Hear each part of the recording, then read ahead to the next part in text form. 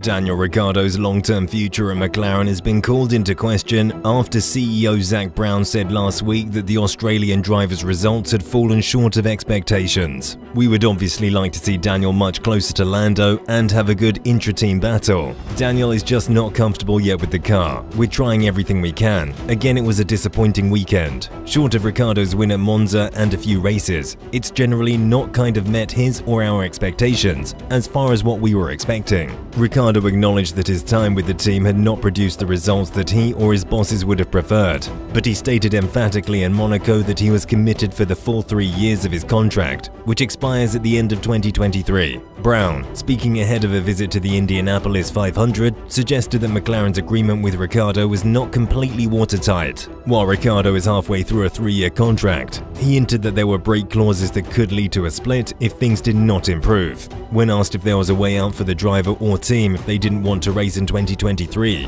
Brown said, "I don't want to get into the contract, but there are mechanisms in which we're committed to each other and mechanisms in which we're not. I spoke with Daniel about it. We're not getting the results that we both hope for, but we're both going to continue to push. I think he showed in Monza last year that he can win races. We also need to develop our race car. It's not capable of winning races, but we'd like to see him further up the grid, and we'll see how things develop and what he wants to do. And then we've got our testing program ramping up. But we're in no rush." Ricciardo's future beyond 2023 appeared to be predicted on the progress of McLaren's IndyCar rookies, with Pato O'Ward named as a leading contender if the team felt confident enough to go for the youngster. Nevertheless, a move for the Mexican to replace Ricciardo in 2023 may be viewed as premature, despite the fact that the Mexican is set to race in F1 later this season. "We've got both our test drivers under contract. Pato's definitely going to be one of those. He did a very good job in Abu Dhabi Young Driver Test last year. The IndyCar schedule is very packed, as you know,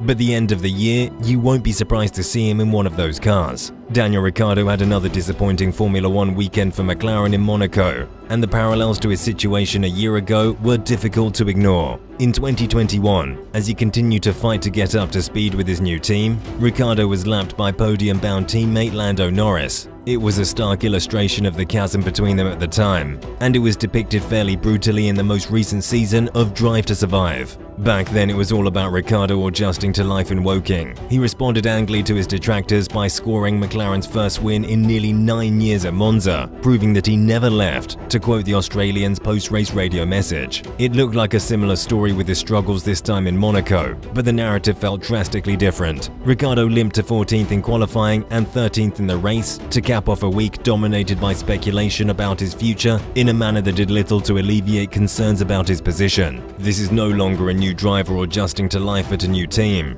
Rather, it is a seasoned Grand Prix winner performing far below expectations. McLaren Racing CEO Zak Brown's comments at the start of the Monaco race week appeared to light a fire under Ricciardo by admitting he was falling short of the team's expectations. Ricciardo agreed with that statement, emphasizing that no one was more disappointed than himself with how the year had begun, but he also stated that he had a 3-year contract in place. Firstly, comments: "I don't take them personal. My skin is tanned, beautiful, and also thick. No one's going to be harder on me than myself. I don't want to be racing around in 10th or 12th places. It's been a little bit more certainly testing at times in terms of trying to get up and maximize myself in this car, but we're working together hard at it. The team wants it, I want it, and we're just working through it." So far this season, the form book suggests Ricciardo is no further along in his development at McLaren than he was a year ago. He has only scored points twice in 6 races, finishing 6th in Australia and 6th in the Imola Sprint before a first-lap collision with Carlos Sainz that ruined his Sunday. Norris, on the other hand, has over 4 times as many points and has only failed to score once, in the Bahrain opener,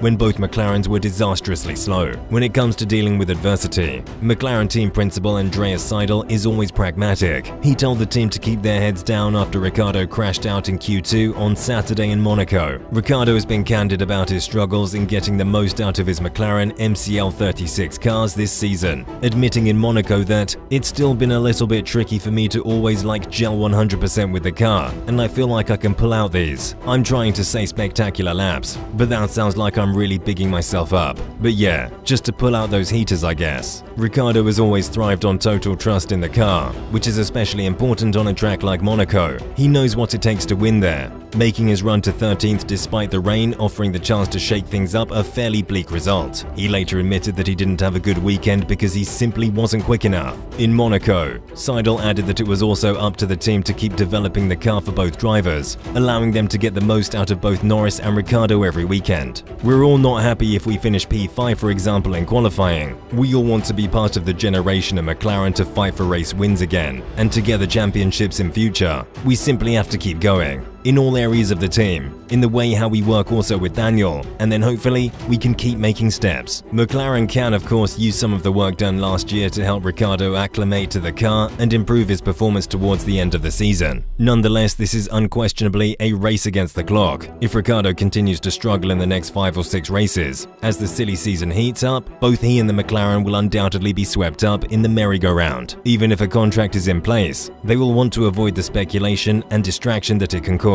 McLaren was interested in signing Ricciardo as soon as 2018 when he abruptly left Red Bull to join Renault. The team finally got his man in 2021. And while it now has a race win thanks to him, there is no sugarcoating the fact that things did not go as planned. Ricciardo was supposed to be a catalyst in his charge back to the big leagues in F1. This season in particular, he's fallen far short of that. McLaren, on the other hand, is well aware of Ricciardo's abilities. We saw that last year at Monza, where he was simply unbeatable, even without Max Verstappen and Lewis Hamilton collapsing together. The potential and hunger remain, and McLaren is committed to getting the most out of him. Last year, Ricciardo used the summer break to reset and come back stronger in the second half of the season, which he did admirably. However, waiting until the Spa-Zandvoort-Monza triple header to really hit his stride this time around may be too late to keep the noise from becoming too much, leading to some soul-searching about Ricciardo's future. Ricciardo also finished out of the points in the Spanish Grand Prix, but he revealed that McLaren discovered some problems with his car after the race that contributed to its difficulties. While the team will not reveal specifics about the flaws, those elements have been addressed for Monaco,